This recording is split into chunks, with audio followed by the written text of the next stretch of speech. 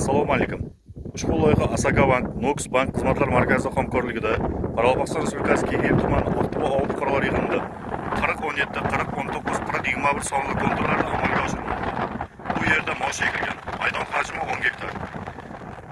Bu yerdagi ekinlar zamonaviy usullar bilan parvarishlanmoqda. Hozirda ekinlar unib chiqish holatida. Ekinlarni yetishtirish 90 kun davom etadi. Yetishtirish jarayonida sug'oriladi. Tabiiy va mineral o'g'itlar bilan oziqlantiriladi. Ushbu loyihaga 11 ta dehqon xo'jaliklari biriktirilgan. Har bir dehqon uchun o'rtacha 90 sotik yer maydonlari to'g'ri keladi. Loyihani samarali amalga oshirish uchun lider tadbirkor Aqto'ba jo'slari ishlab chiqarish kooperativi biriktirilgan. Ushbu loyiha bo'yicha har bir gektardan 2 tonna jami 20 tonna hosil olish rejalashtirilgan. Mazkur ekin yig'ishtirib olingandan so'ng ikkinchi ekinga ham yuqori daromadli ekin turi ekish orqali yer egalarini daromadli yanada oshirib boriladi.